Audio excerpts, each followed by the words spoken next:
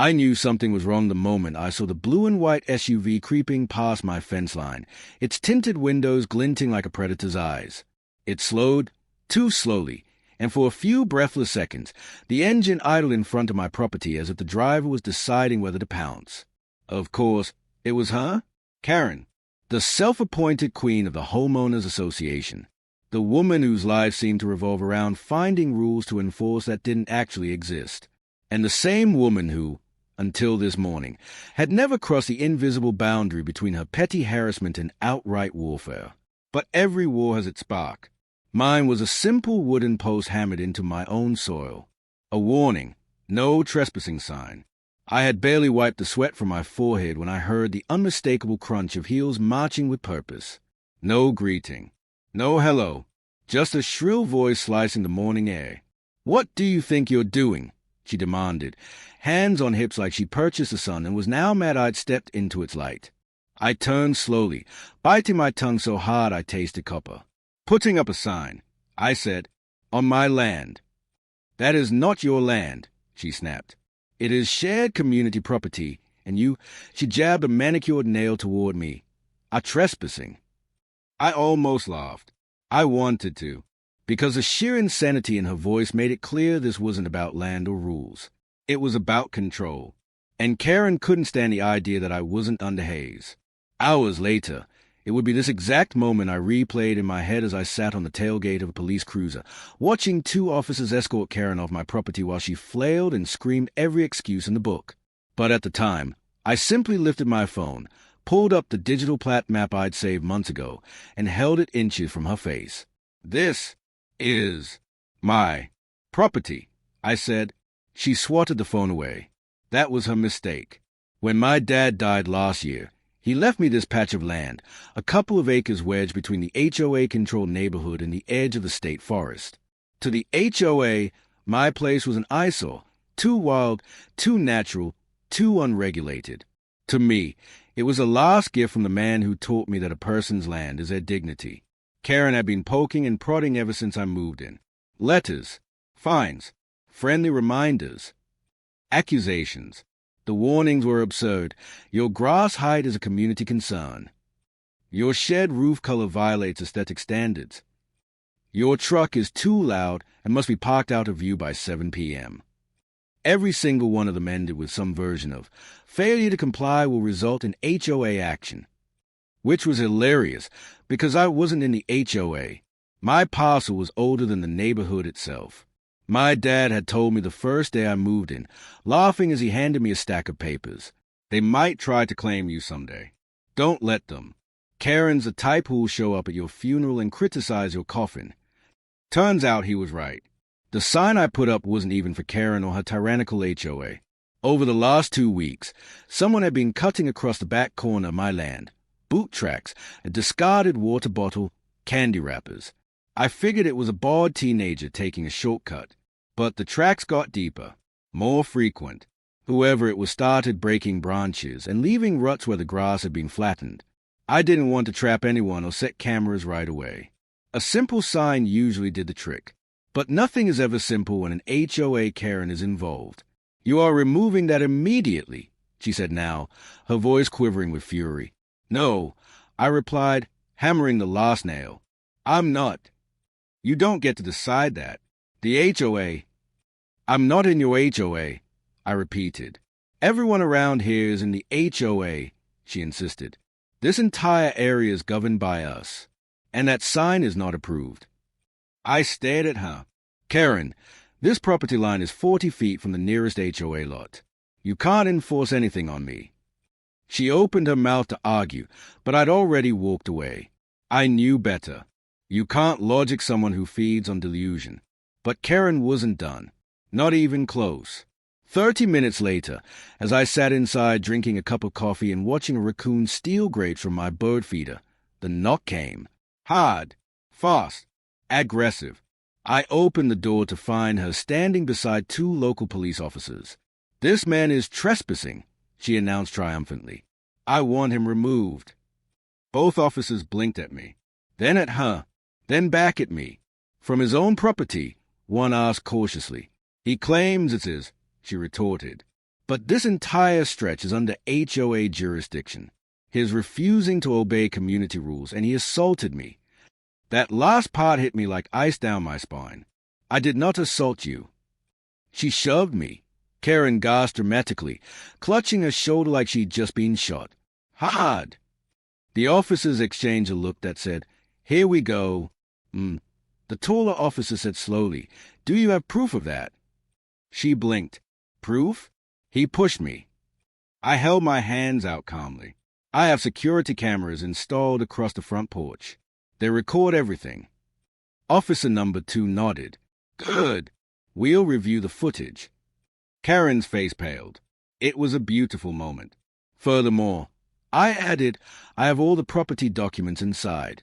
I can show you exactly where the HOA boundary ends. Officer number 1 turned to Karen.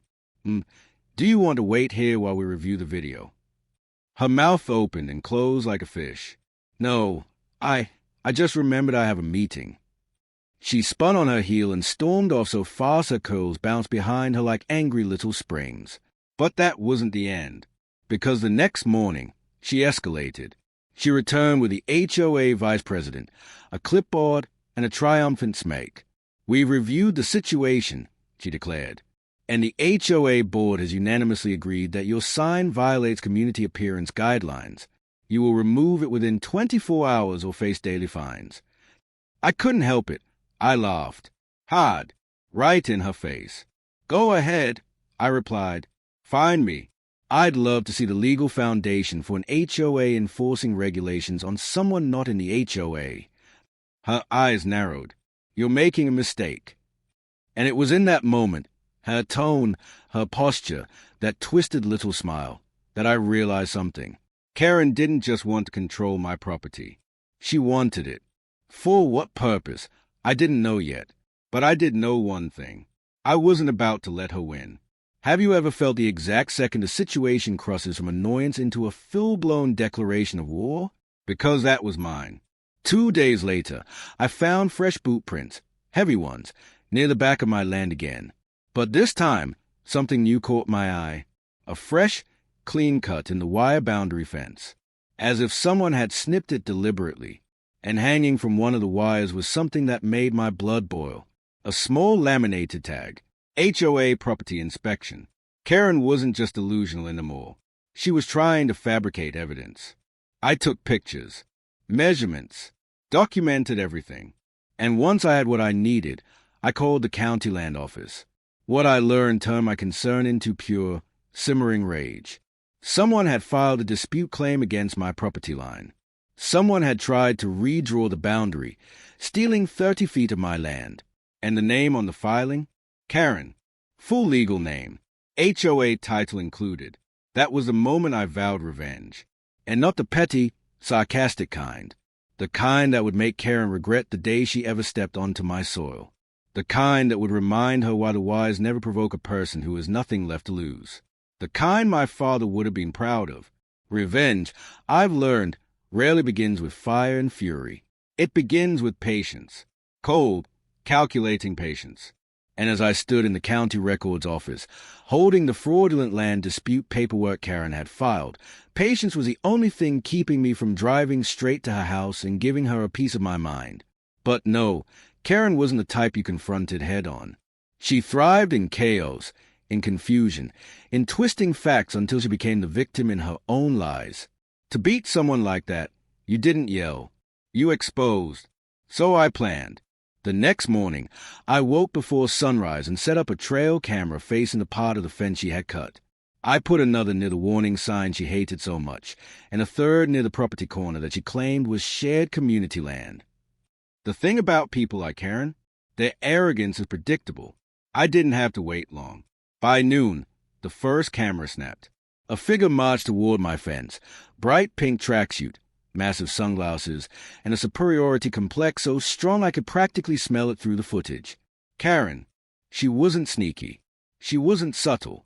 She walked right to the fence, inspected the sign, tugged on it, frowned, and then, just like she did before, she clipped the wire again with a pair of garden shears. I almost laughed watching the footage. She was literally committing vandalism in broad daylight, wearing a color visible from space. But the real goal came that evening. The second camera caught her dragging a wooden stake, one painted the exact beige color the HOA used for property markers.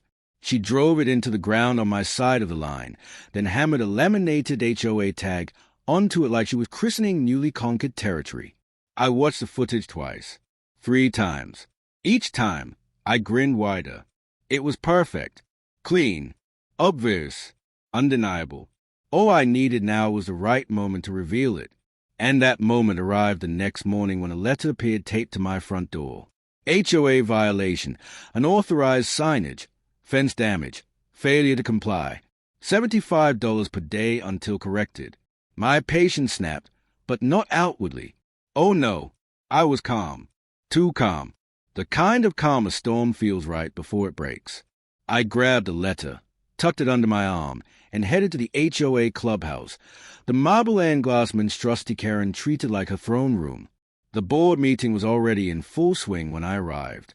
At least 15 residents sat in rows facing the long table where Karen and the other board members perched like vultures waiting for carcass. Karen lit up when she saw me.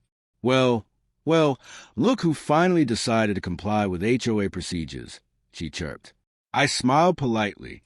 I'm not here to comply. I'm here to correct something. She leaned back, folding her arms. The only thing you need to correct is that illegal sign. I held up the letter. Funny you should mention that. I received this today. I was curious how you intended to find someone who has never, ever been a member of your association. A murmur rippled across the room. Karen cleared her throat. Your property is adjacent to HOA land. That makes it subject to our regulations. No, I said calmly. What it actually makes you is a trespasser. Her smirk faltered. Good. I placed a fold on the table. Officer Reynolds, from your precinct, reviewed my deed and the plat map. He confirmed, again, that my property is separate, not adjacent shared land, not community property, just mine. The HOA secretary frowned. Then why is a dispute being filed claiming an overlap? Great question, I replied, but you'll have to ask the person who filed it. Every pair of eyes swung to Karen. Her smile tightened. Anyone can file a dispute. Yes, I cut in, but only one person filed this one. And I slid the copy of her filing across the table, with her signature on it, in clear, bold ink. A gasp went through the room. Karen's face turned the color of old oatmeal. That's not mine, she sputtered. I've never seen that. You also never saw the fence you cut, or the stake you hammered into my land. Dead silence. The HOA vice president looked between us, alarm spreading across his face. What is he talking about, Karen? Nothing, she snapped. This is all fabricated. Oh, then let's take a look. I pulled out a small USB drive. 3 cameras, time-stamped, showing Karen damaging my property, entering my land without permission, and installing a fraudulent HOA boundary marker. Karen lunged across the table like she was going to swipe the USB out of my hand. It was the best mistake she could have made. She tripped over the corner of a chair, slammed into the table, and knocked over a stack of forms. Half the room gasped. The other half whispered. Phones were out. Recording. The board president, who until now had remained painfully silent, finally stood. Karen, sit down. She froze mid-reach, looking like a child caught stealing candy.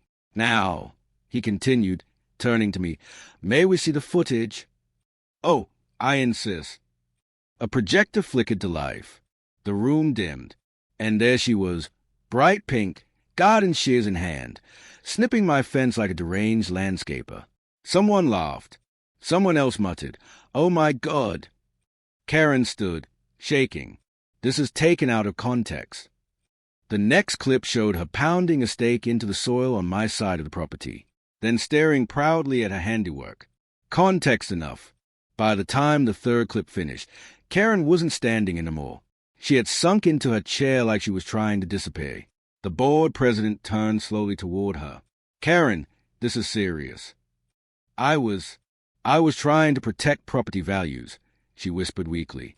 By forging boundary documents, by trespassing, by damaging a resident's land. His voice was sharp, controlled fury. This is not authority. This is abuse. The room erupted in whispers. Karen's composure shattered. He doesn't belong here, she shouted, pointing at me like a lunatic. He doesn't follow the rules.